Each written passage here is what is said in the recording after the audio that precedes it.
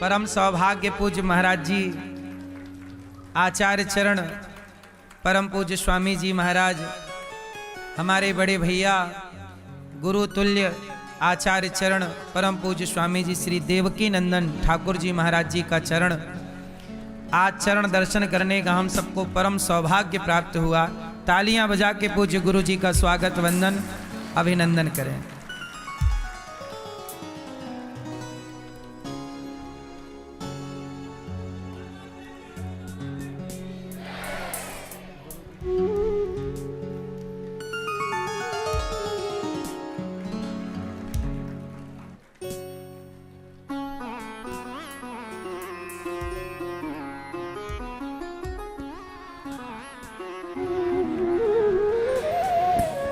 हम सबका बड़ा सौभाग्य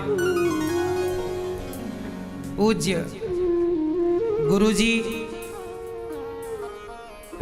जिनकी बचपन में ये दास अनिरुद्ध भी कथा सुना करता था, आज भी सुनता है। और ऐसे महापुरुष जिन्होंने लाखों नहीं करोड़ों लोगों को वृंदावन से जोड़ा है, ऐसे प्रियाकांत जी के लाडले परम पूज्य गुरु जी पधारे हैं। आप सब बैठ जाएं। और आज ये दास अनिरुद्ध अपने आप को कृतार्थ समझ रहा है कि ऐसे महापुरुष अनायास अचानक कृपा करके पधारे हैं। अपने आप स्वामी जी ने मुझे सूचना भी नहीं दी और अचानक दर्शन दे दिया आपने। ये अकारण करुणा है। ये क्या है? अकारण कृपा है।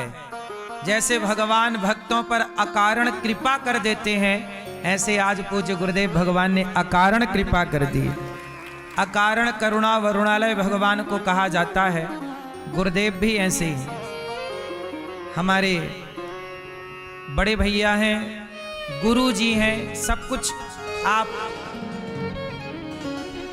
आप ही हैं, ये समझ लीजिए। जब हम वृंदावन पढ़ने आए, उसके पहले जब हम गांव में गैया चराते थे, तब पूज्य गुरु जी की कथाएं टीवी पर आती थीं और हम गैया चरा के जब लौटते थे तो पूज्य गुरु जी की कथा टीवी पर सुना करते थे।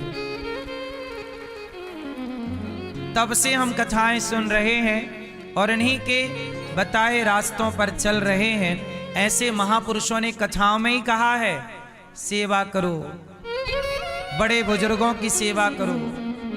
आयुर्विद्या यशो बलम, आयु विद्या यश बल बढ़ता है कब? जब नित्य हम वृद्धों की सेवा करते, नित्यम वृद्धोपसेविना। तो ऐसे आचार्य चरणों के आज्ञा का पालन ये दास अनिरुद्ध ने किया और ऐसे महापुरुषों के आशीर्वाद से ही गौरी गोपाल भगवान की सेवा करने का अवसर प्राप्त हुआ।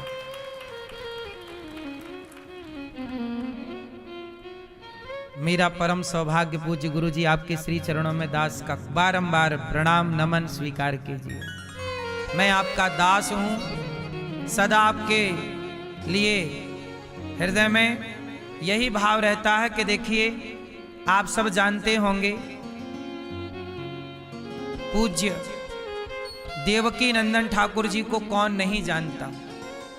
जब लोग वृंदावन के बारे में नहीं जानते थे भली भांति, तब आपने भारत के नहीं दुनिया के कोने कोने में जाकर वृंदावन की महिमा सुनाई और इनके कहने से करोड़ों लोग ब्रज मंडल में आकर ब्रज रज में लौट कर अपने जीवन को कृतार्थ किया है। कितने लोगों ने जो शराब पी रहे थे, मांस खा रहे थे, गलत रास्ते पर थे, इनकी वाणी सुनकर, कथा सुनकर कितनों को इन्होंने रास्ता दिखाया है। बताइए, ये परोपकार है कि नहीं? लोग कहते हैं संत लोग क्या करते हैं, साधु लोग क्या करते हैं।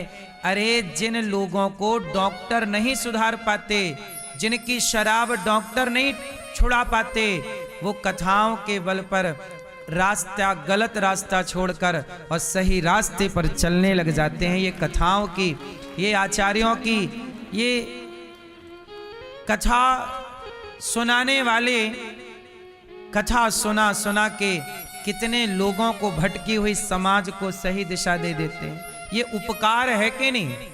अब बताइए, ऐसे महापुरुषों का समाज पर उपकार है कि नहीं? है ना?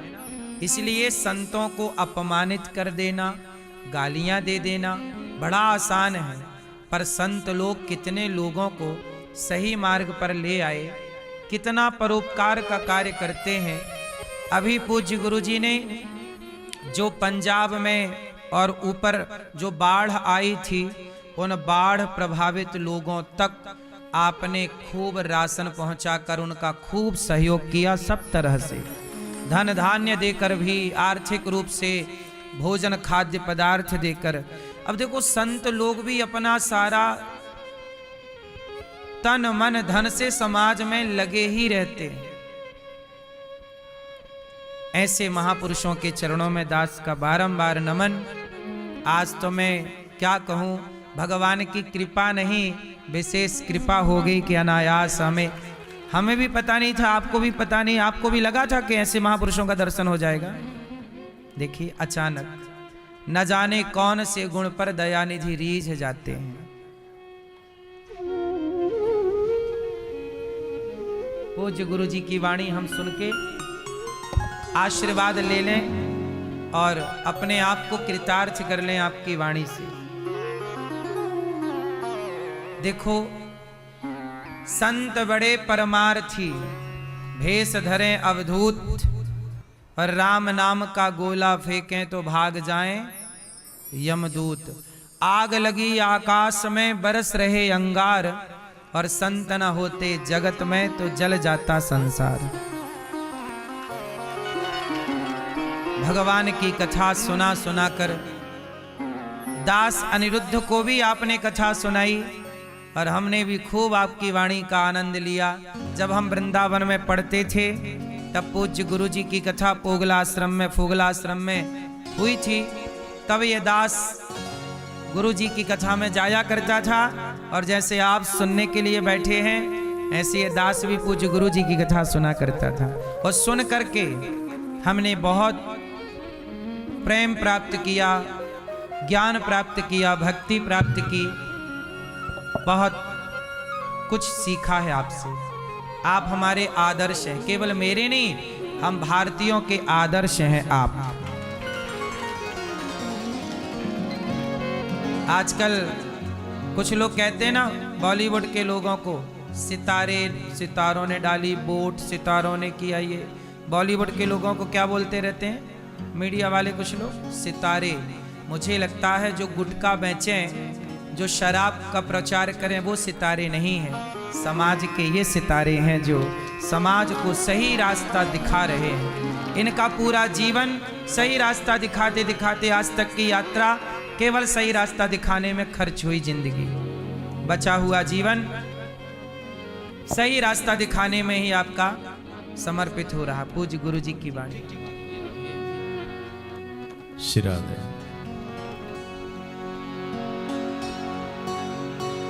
कृष्णाय वासुदेवाय हरे परमात्मने प्रणतक्लेशनाशाय गोविंदाय नमो नमः। धन्यम वृंदावनम तेना भक्ति नृत्यति यत्र च। ये पावन धरा, जिस धरा पर प्रिया प्रीतम नित्य रमण आज भी करते हैं, किया करते थे नहीं, आज भी कर रहे हैं। इस पावन धरा पर आप लोगों का आना ये आपकी मर्जी नहीं है। जैसे आपके घर में आपकी मर्जी के बगैर कोई नहीं आ सकता, वैसे ही प्रिया प्रीतम के निज निकुंज में उनकी मर्जी के बगैर कोई नहीं आ सकता। ये वृंदावन की लता पताएं हैं जहां नित्य प्रिया प्रीतम विहार करते हैं। हमको लगता है कि प्रिया प्रीतम की उन लता पताओं का एक पुष्प श्री अनिरुद्धाचार्य जी हैं, जो बाहर मध्य प्रदेश से चलकर श्रीधाम वृंदावन पहुँचे और वृंदावन पहुंचकर प्रिया प्रीतम की भक्ति की, भागवत स्वाध्याय किया और फिर उसके बाद कथाओं का रसपान, रसास्वादन आप सबको करा रहे हैं। और सिर्फ सेवा ही नहीं कर रहे कथा की, आप जैसे लोगों के मन में भगवान की भक्ति जगा रहे हैं, सेवा कर रहे हैं, गौओं की सेवा, माताओं की सेवा, और जो भी आवश्यकता लेकर आता है उन सब की सेवा करते हैं। एक बात तो माननी पड़ेगी, परमात्मा सेवा से ही प्रसन्न होते हैं। ये करके दिखाया है अनिरुद्धाचार्य जी ने। अब इन्होंने ऐसी ऐसी लंबी लंबी बातें हमारे लिए कह दी हैं। अब हमको टेंशन हो रही है कि हम कुछ ऐसा ना कह दें जो इनकी बात झूठी हो जाए, क्योंकि हम ठहरे ब्रजवासी, हम अपनी आदतों से कभी भी अलग नहीं आते, वो बात अलग है। परंतु कहने के लिए हम पे बहुत कुछ है। ये ब्रज की धरा, ब्रजवासी, ब्रज का कण कण, प्रिया प्रीतम की लीलाएं, सब कुछ है। परंतु अभी हाल फिलहाल में हम सिर्फ दो बातें आपसे कहेंगे। अभी हम सीधे कलकत्ता से, रात भर कलकत्ता से चल के आए, दिल्ली में एक प्रोग्राम अटेंड किया।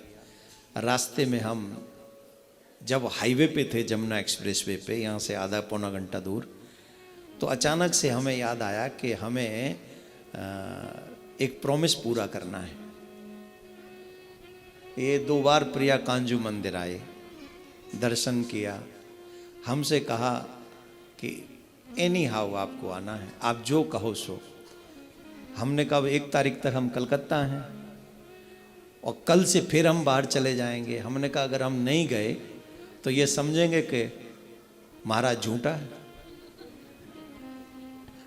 भजन के आगे माइक और पब्लिक हो ना तो कुछ भी हो सकता है फिर। तो हमने कहा ये झूठा समझेंगे हमको।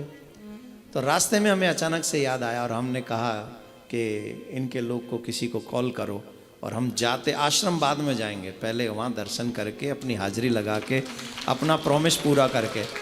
अभी हमारे घर वालों को पता भी नहीं कि हम वृंदावन में आ गए, हमारी देवी जी को नहीं पता कि हम आ गए, वो सोच रही हैं अभी रास्ते में ही होंगे। तो अपना प्रॉमिस पूरा करने के लिए, क्योंकि आप श्री 2 बार प्रिया कांजू पधारे और अब तक बहुत ऐसे ही था कि अभी आप व्यस्त, आप भी कम व्यस्त नहीं, हम भी, ठाकुर जी ने सेवा दे रखी है, बाहर रहते हैं। पर आपसे 2 चीज़ें हम जनता जनार्दन से कहेंगे, प्लीज़ इसे आप और महाराज श्री भी इसे आगे शेयर कर दें।